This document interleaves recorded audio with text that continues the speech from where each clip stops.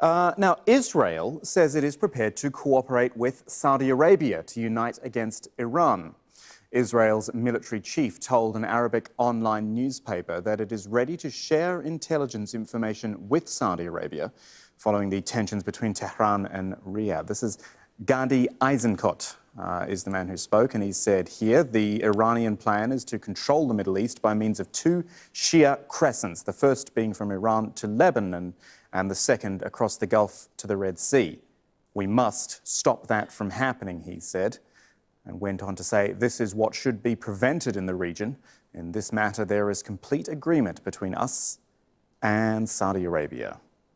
Israel and Saudi Arabia don't actually have diplomatic ties, but recently their relations have showed some signs of improving. In June, two Israeli ministers separately called to establish full diplomatic relations with Saudi Arabia. In October, classified memos by the Israeli Foreign Ministry revealed that it had instructed its ambassadors to begin a diplomatic campaign against Iran and Hezbollah, both Saudi Arabia's rivals, of course. These included backing the Saudi claims that those two allies were behind a missile attack on Riyadh. And a couple of weeks ago, Prime Minister Benjamin Netanyahu said Israel is working, quote, very hard to establish an effective alliance with the modern Sunni states to counter Iranian aggression. Marwan Bishara with us here in studio, our senior political analyst, to talk us through this. I mean, initial reaction, I think, from some people watching might be thinking, Israel, Saudi Arabia, how does that work? But when you lay it all out like that, kind of makes sense in the current environment, definitely. Well, the relationship makes sense. I mean, at least on the level of officialdom, as it were, because in terms of people to people, certainly there is no love lost among Saudis and Israelis. The relationships are not good. In fact, there's lots of hate that's built up over decades of relationships in the region. But in terms of the leaders in Saudi Arabia, they do feel, or think, rather, that a relationship with Israel today could help them in a configuration that's becoming disadvantageous to them. The region is in turmoil. Iran has made major advances in a number of Arab countries. Pakistan is no longer listening to Saudi Arabia. Turkey is no longer listening to Saudi Arabia. And if we judge by just the last couple of votes by the Egyptian government, they're also not exactly listening to Saudi Arabia. So it's kind of surrealistic and unfortunate that Israel will feel that it is Prime Minister Netanyahu and his patron in Washington that it needs in order to re-emerge as a power in the region. Can you sort of stitch all of these things together for me, perhaps? So we're talking Saudi and Israel. There's the Saudi-Lebanon happening at the moment. There's the Gulf crisis, which pits all sorts of... Is there a way to stitch all of this together?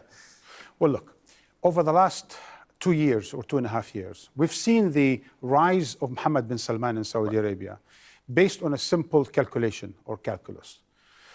You create some kind of crisis and you rise in power. So he became defense minister in March 2015. He became defense minister in January 2015. Okay. He started a war in Yemen in March 2015. Right, yeah. He became deputy crown prince in June 2015, 2 months later. In June 2017, he started a crisis with Qatar. 2 weeks later, he became he became crown prince. Crown prince, yeah. Only recently, on November 4, he created some sort of a crisis with Lebanon.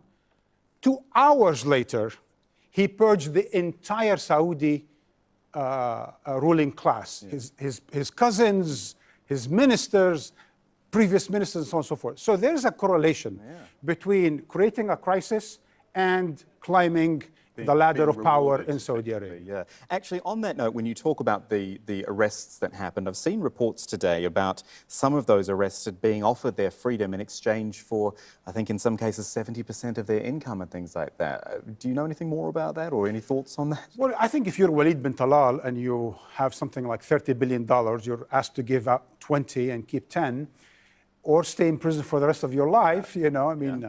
fair enough. Yes, there are reports in the Financial Times and the Guardian and other Western publications.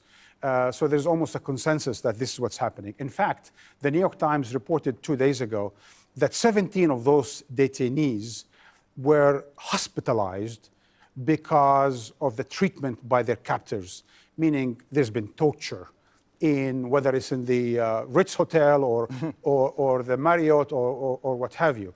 So certainly there's been some severe treatments to the detainees, and certainly there's been almost a mafiosi type crackdown.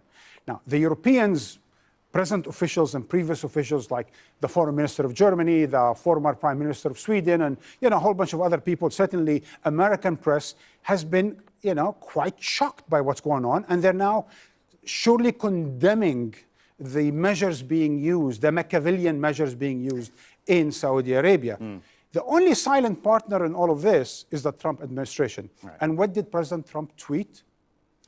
They know what they're doing in Saudi Arabia. And they do. I guess so. Marwan, thank you for that. Marwan Bashar, and he used the word Machiavellian there. I've just found his piece here online, which has been very popular. The Machiavellian Prince, Welcome to Salman Arabia. Worth a read. It's been in the What's Trending section for a couple of days, so there's that. And also just something interesting to have a look at here, given all these current disputes in the Middle East. A piece here, would the Saudis impose a Qatar-style blockade on Lebanon, going down that path? Something to consider, because right now, as Marwan showed us, anything is possible in the Middle East. Have a read of it and the rest of our Saudi-related news at AlJazeera.com. Search for Saudi Lebanon.